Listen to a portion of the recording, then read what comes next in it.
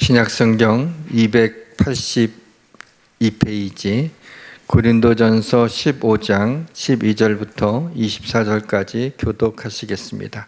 먼저 읽겠습니다.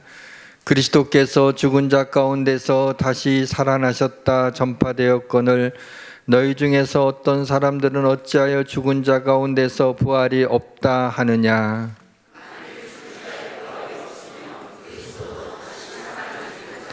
그리스도께서 만일 다시 살아나지 못하셨으면 우리가 전파하는 것도 헛것이요 또 너희 믿음도 헛것이며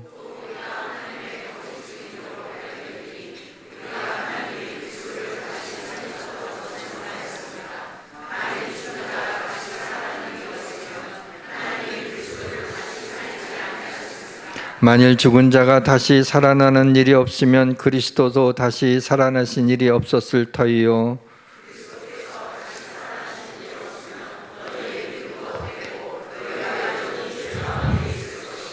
또한 그리스도 안에서 잠자는 자도 망하였으리니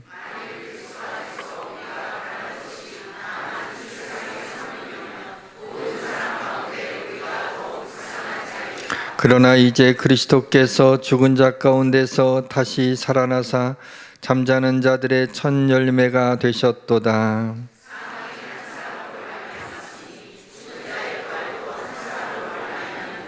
아담 안에서 모든 사람이 죽은 것 같이 그리스도 안에서 모든 사람이 삶을 얻으리라.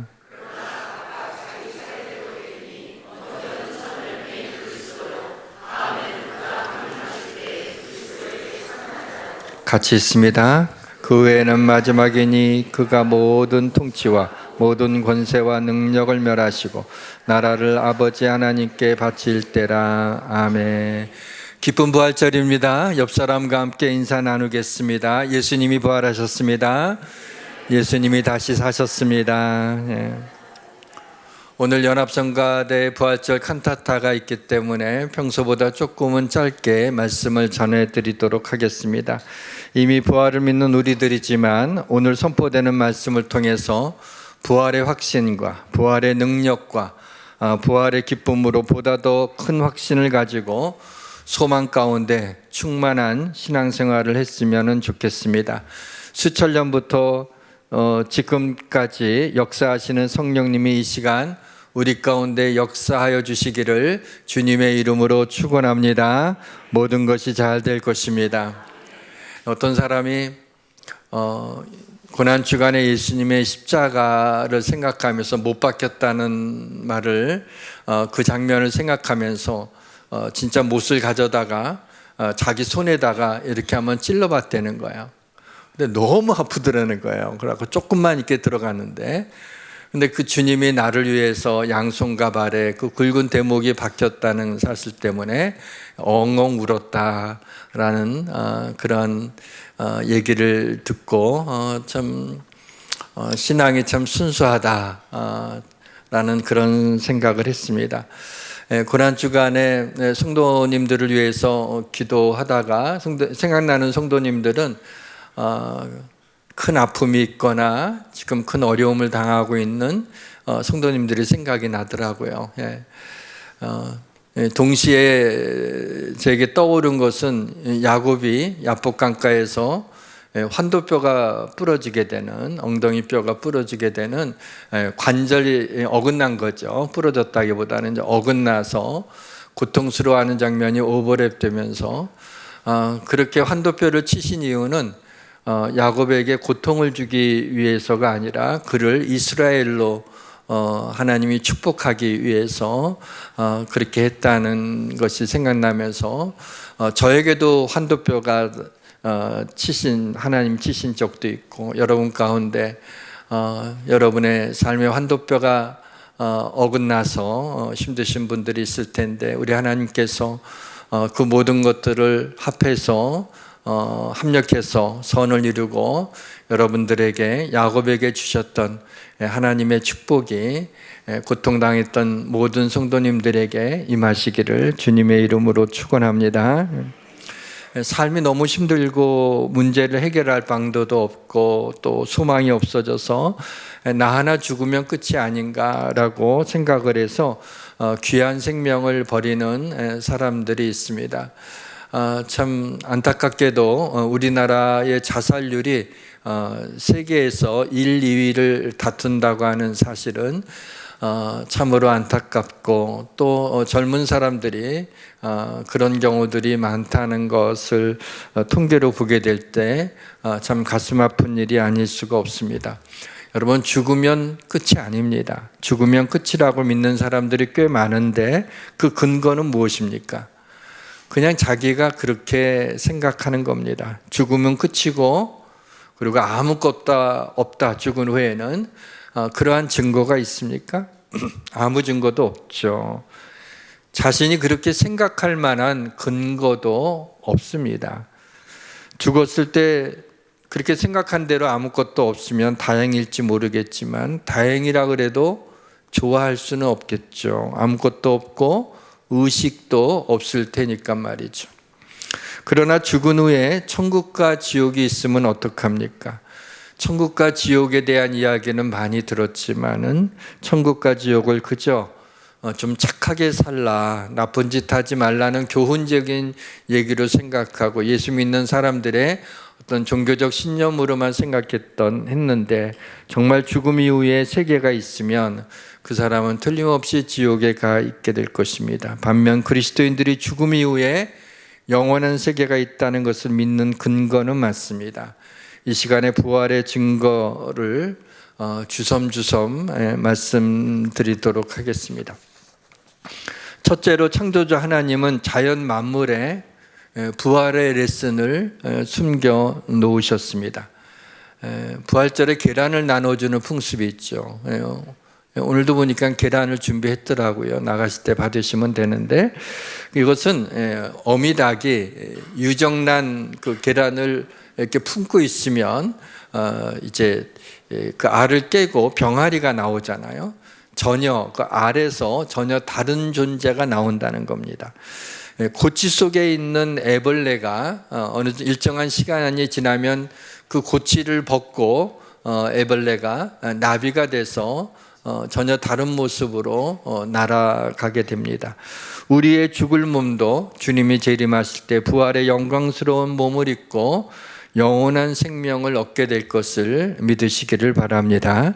우리나라 통계 기록은 찾을 수 없었고 2021년 미국의 통계 기록을 하나 보게 되었는데, 미국인들에게 부활을 믿는가라고 하는 설문을 했을 때 놀랍게도 응답자의 66%가 부활을 믿는다라고 답했다는 겁니다. 그리고 못 믿겠다는 20%였고 의심이 간다는 14%였습니다. 미국의 그리스도인들을 대상으로 한 설문이 아니라 미국인 전체의 불특정 다수를 놓고 한 것인데, 그런 설문인데 생각보다 굉장히 높은 퍼센테이지에 좀 놀랐습니다. 미국인들의 대부분은 당신의 종교가 뭐냐 물어보게 되면 거의 다 한 90% 이상은 기독교다, 이제 그렇게 이야기를 한답니다. 실제로 주일에 교회에 나가서 예배하는 성도는 그렇지만 50% 이하라고 합니다. 그렇게 많지 않습니다. 부활을 믿는 미국인들이 66%나 된다는 통계는 한편 좋은 소식이면서도 가슴 아픈 일입니다. 제가 가슴 아프다고 말씀드리는 이유는 미국인들의 삶에 이 부활이라고 하는 것이 전혀 영향을 미치지 못한다는, 그러니까 미국인들은 어릴 때부터 기독교적 문화권에서 살아왔기 때문에 부활에 대한 이야기를 많이 들었고 또 크리스마스에 대한 이야기도 많이 들었습니다. 그러나 부활과 크리스마스가 그들에겐 하나의 명절처럼, 그래서 1년에 2번 교회 나가는 미국인들이 많이 있다고 하죠. 그래서 예수 그리스도의 부활을 믿는데 그 부활이 그들의 삶 속에 영향력이 없다라고 하는 사실을 가리키는 것이기 때문에 가슴 아픈 일이 아닐 수 없습니다. 사랑하는 성도 여러분, 제가 여러분한테 무슨 물음을 던질 텐데 여러분이 믿으시면 아멘으로 화답하여 주시기를 바랍니다. 예수님이 나의 죄를 사해 주시기 위해서 십자가에 달려 죽으신 것을 믿습니까? 예수 그리스도의 부활을 믿습니까? 나도 영화로운 몸으로 부활할 것을 믿습니까? 부활하신 주님이 지금 나와 함께 하심을 믿습니까? 네. 지금까지 여러분들이 아멘은 할 적에 별로 거리낌이 없이 믿음으로 정말 믿습니다라고 고백했을 겁니다. 지금 묻는 것에 대해서는 마음속으로 답해 주시길 바랍니다. 여러분 생각해서 하는 말입니다. 예수 그리스도의 부활이 나의 삶에 변화를 일으키고 있습니까? 예수 그리스도의 부활이 나의 삶의 증거로 나타난 그러한 부활의 능력이 내 삶 속에 있습니까? 이 질문에 대해서 우리가 아멘 하고 말하기가 쉽지 않습니다. 정말 예수 그리스도의 부활이 나의 삶 속에 어떠한 능력이 돼서 내 삶을 변화시키시고 소망 가운데 이 땅을 살아가게 하는지 말입니다. 두 번째, 오늘날에도 부활의 증인이 있습니다. 스코틀랜드의 존 깁스 패튼 선교사님이 1858년에 남태평양에 있는 한 섬에 선교하기 위해서 가려고 했을 적에 주변에 있는 사람들이 전부 다 말리기 시작했습니다. 가지 말라는 겁니다.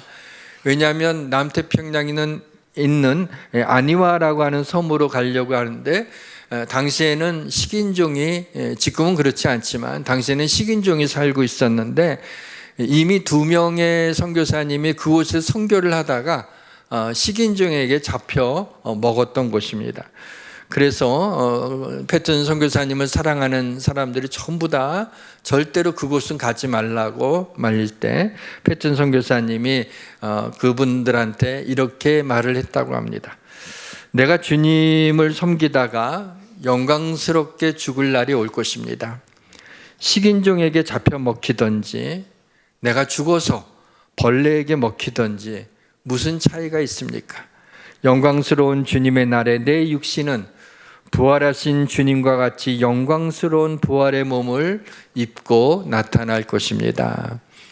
이듬해 그의 아내는 아이를 낳았는데 아이를 낳고 19일 만에 세상을 떠나게 되고 또 아이도 곧 이어서 죽었습니다. 그러나 끝까지 하나님을 원망하지 않고 그 섬에 남아서 선교하던 패튼 선교사님으로 인해서 아니와에 있는 식인종들이 감동을 하고 모두 예수를 믿게 되고 아니와 말로 성경이 번역되는 그런 일이 일어나게 되었습니다. 패튼 선교사님에게 있어서의 부활은 어떤 이야기가 아닙니다. 그냥 우리가 믿고 있는 어떤 것이 아니라 그는 그의 삶의 능력이었던 것입니다. 패튼 선교사님은 부활의 증인이었습니다. 사랑하는 성도 여러분, 주님이 재림하실 때 우리는 부활의 영화로운 몸을 입고 더 이상 장애도 없고 질병도 없고 늙음도 없는 천국에서 영원히 살게 될 것을 믿으시기를 주님의 이름으로 축원합니다. 사람들이 죽었다가 다시 살아난다는 것을 참 믿기가 어렵습니다. 그런데 제자들도 예수님이 부활하셨다는 얘기를 들었을 때 믿지를 못했을 뿐만 아니라 상상도 하지 못했습니다. 마태복음 8장 31절, 그 다음 장에는 9장 31절, 그 다음 장에 있는 10장 34절을 보시게 되면 주님이 제자들에게 계속해서 인자가 십자가에 못 박히고 3일 만에 살아나리라 라는 말씀을 계속하셨습니다. 3번씩이나 연속으로 말입니다. 근데 제자들은 예수님이 십자가에 달려 죽으신다라고 하는 이 말씀을 믿었습니다. 그런데 죽은 자가 다시 살아나리라, 내가 3일 만에 다시 살아나리라 라고 하는 이 말씀을 믿지를 못했어요. 참 이상하죠.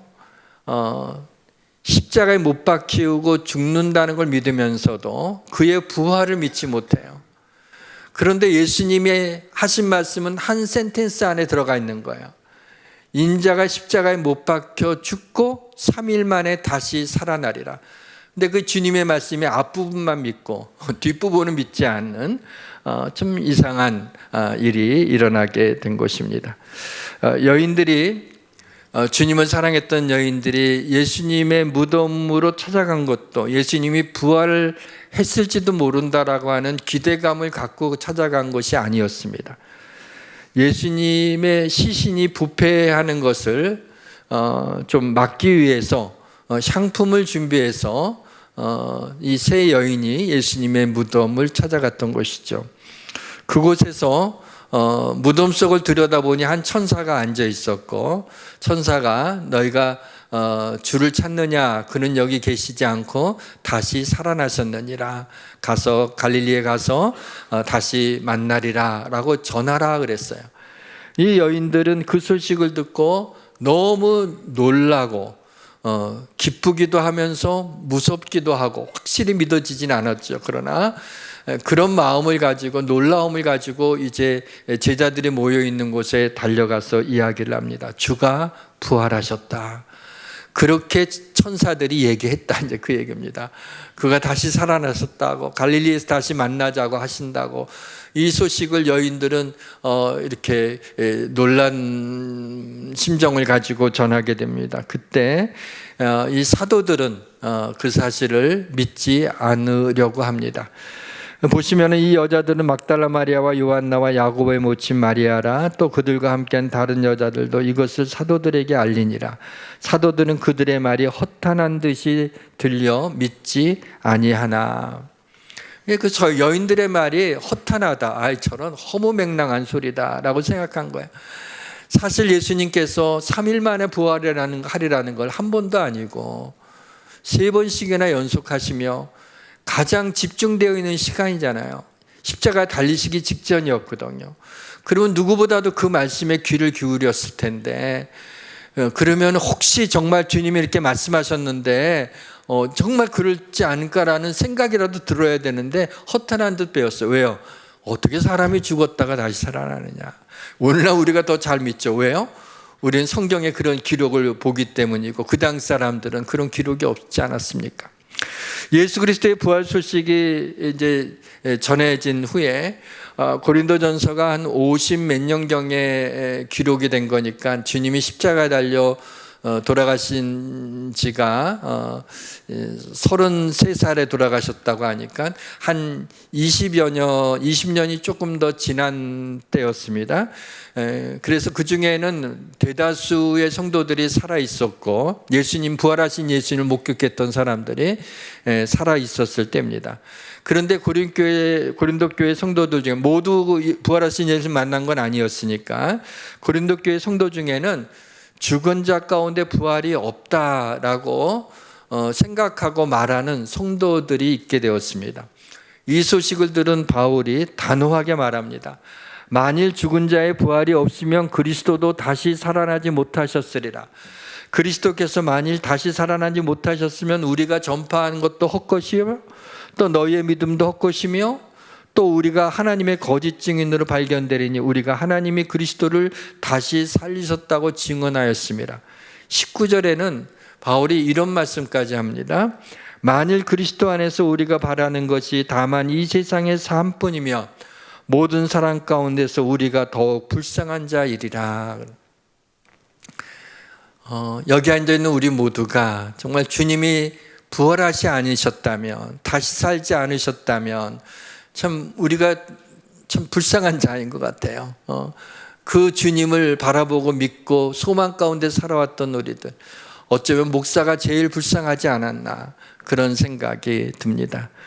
바울이 이렇게 강하게 말하는 것은, 바울이 회심한 이유가 부활하신 주님을 다메섹 도상에서 만났기 때문 아닙니까?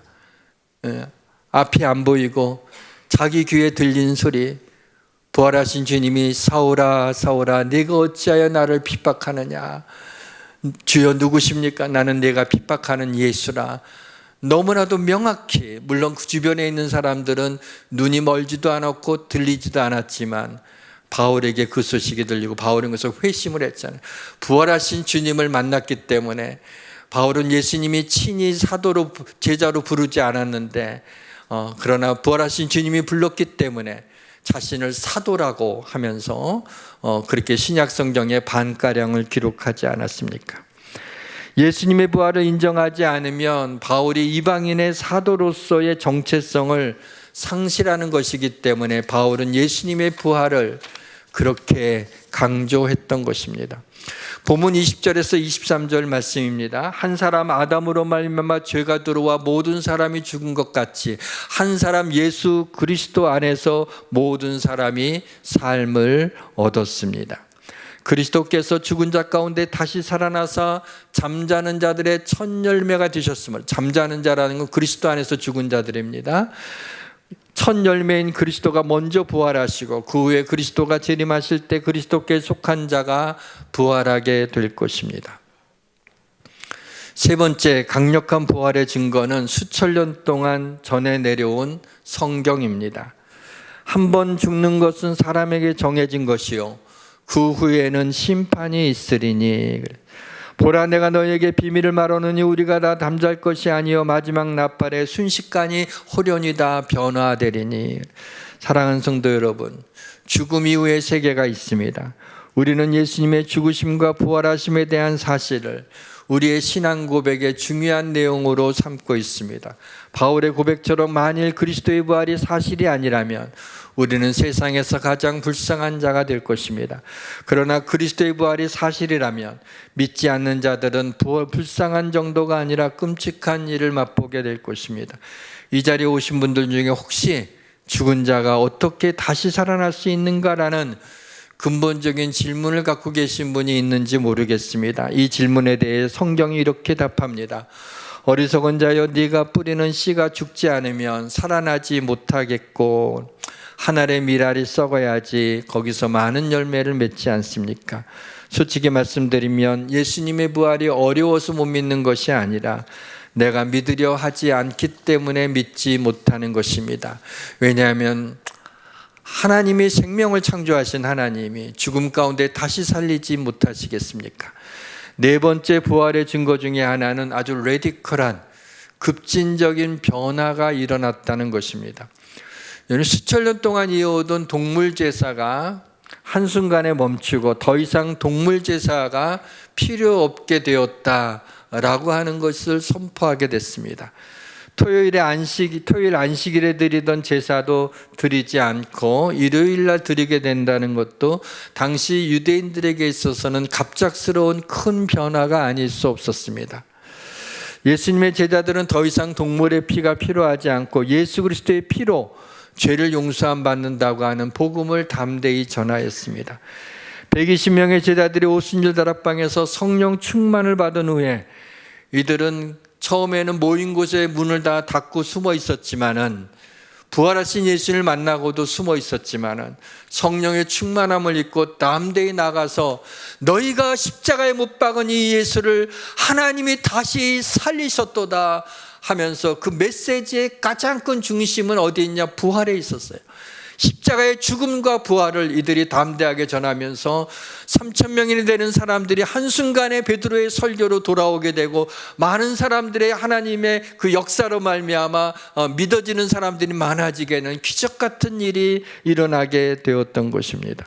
일요일에 주님께 예배하기 시작을 했습니다. 그리고 주님이 부활하신 날을 로즈데이, 주님의 날, 그래서 오늘 우리가 주일날이라고 부르면서 예배를 드리는 것입니다.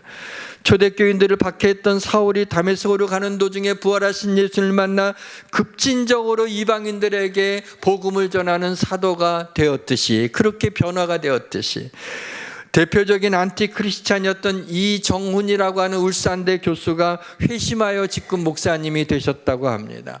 이와 같이 놀라운 급진적인 이와 같은 변화를 통해서 이것은 분명히 어떤 부활의 놀라운 사건이 그런 충격을 주었기 때문이 아닌가, 예수님의 부활의 증거라고 볼 수 있습니다. 마지막 다섯 번째 부활의 가장 강력한 증거는 바로 제자들의 대부분이 순교했다는 것입니다. 중학교 때 세계사 선생님의 말이 아직도 잊혀지질 않습니다.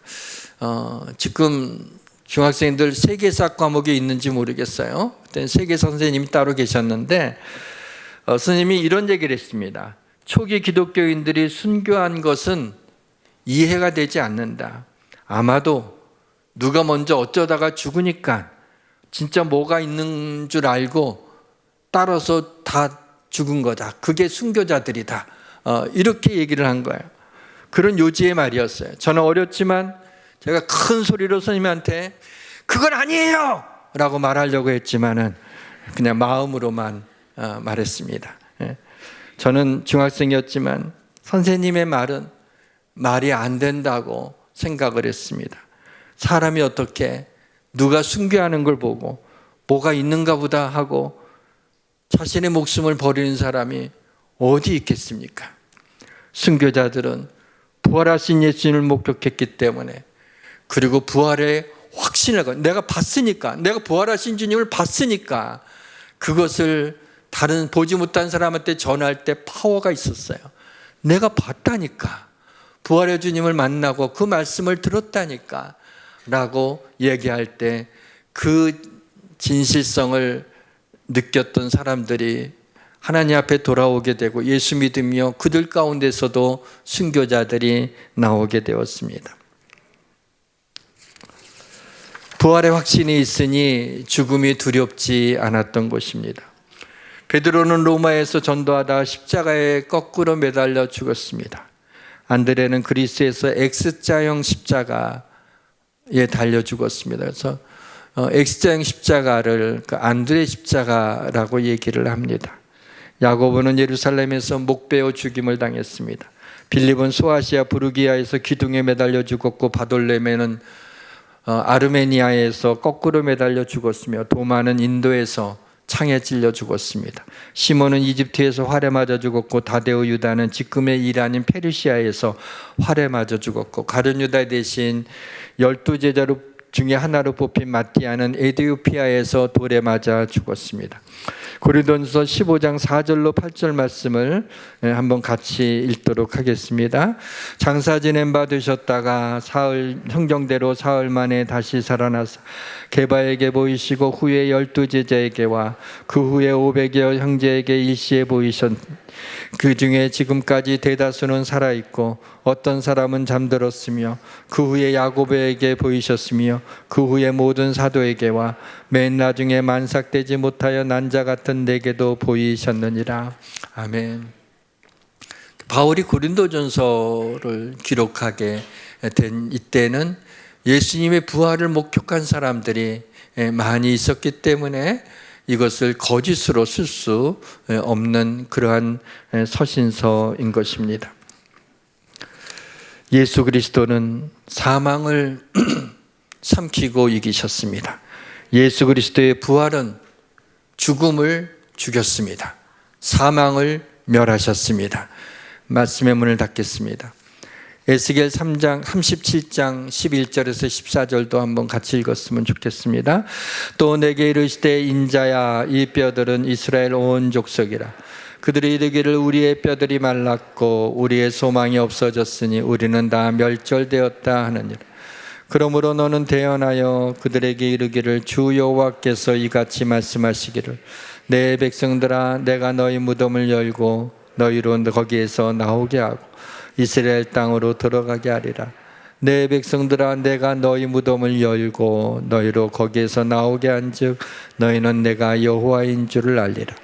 또 내가 또 내 영을 너희 속에 두어 너희가 살아나게 하고 내가 또 너희를 너희 고국 땅에 두리니 나 여호와가 이 일을 말하고 이룬 줄을 너희가 알리라. 여호와의 말씀이니라. 내가 너희 무덤을 열고 너희로 거기에서 나오게 하신다. 이 말씀이 부활을 말씀하고 있는 것이 아닙니까? 예수님이 부활하신 후 50일째 되던 날 성령님이 기도하던 무리들에게 임하였고 그로 인하여서 오늘날 교회가 탄생되었습니다. 사랑하는 성도 여러분, 부활의 확신, 부활의 능력, 부활의 기쁨, 부활의 영광을 보기 위해서 성령님이 우리의 마음속에 충만히 임하셔야 됩니다. 사랑하는 성도 여러분, 예수양교회가 성령님이 운행하시는 교회가 되기를 주님의 이름으로 축원합니다. 오늘날 교회가 존재할 수 있는 이유는 예수님이 전한 말씀 때문이 아닙니다. 예수님이 십자가에 달리셨기 때문이 아닙니다. 교회가 존재할 수 있는 이유는 예수님이 십자가에 달려 죽으신 후에 3일 만에 부활하셨기 때문입니다. 주님이 부활하셨습니다. 우리도 부활할 것입니다. 도저히 앉아서 찬양할 수 없습니다. 다 같이 일어나서 부활하신 주님을 찬양합시다. 할렐루야, 우리 예수 부활 승천하셨네. 할렐루야, 우리 예수 부활 승천하셨네. 세상 사람 찬양하니 천사와 답하도다.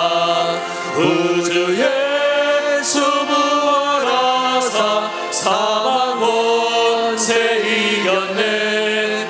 우주 예수 부활하사 사망 권세 이겼네. 할렐루야, 우리 예수 흑암기가 없도다. 무덤 속에 있는 죄인 주가 일으키시네. 구주 예수 부활하사 영광 주로 오시네. 구주 예수 부활하사 영광 주로 오시네. 기도하겠습니다. 에스겔 골짜기의 마른 뼈들에게 여호와의 말씀이 들려질 때 이 뼈 저 뼈들이 맞추어지고 마른 뼈에 심줄이 오르고 살이 오르고 하나님의 숨결이 들어갈 때 큰 군대를 이룬 것처럼 이 시간 마른 뼈와 같은 우리의 심령에 여호와 하나님의 숨결이 들어와 부활의 증인으로 살아가게 하옵소서. 주 예수 그리스도의 이름으로 기도드립니다. 아멘. 자리에 앉아주시기를 바랍니다.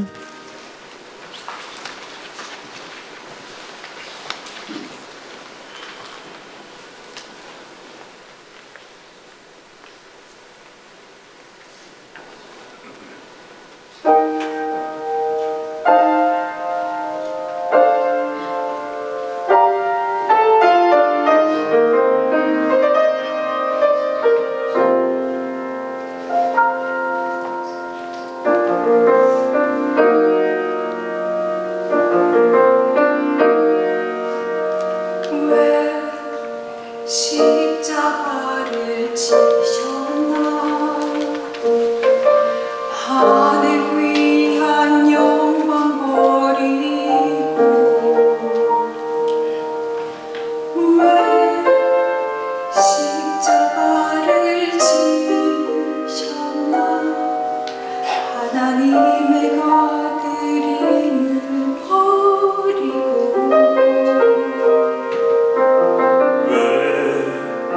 물과 피 쏟으셨나. 아무 죄 없으신 어린 양 왜 물과 피를 쏟았나. 조금 멸시받는 나를 위해 그저 사랑하기 너무 사랑하기 때문에 이토록 없는 날, 이토록 약한 날 위하여 십자가를 택하셨네.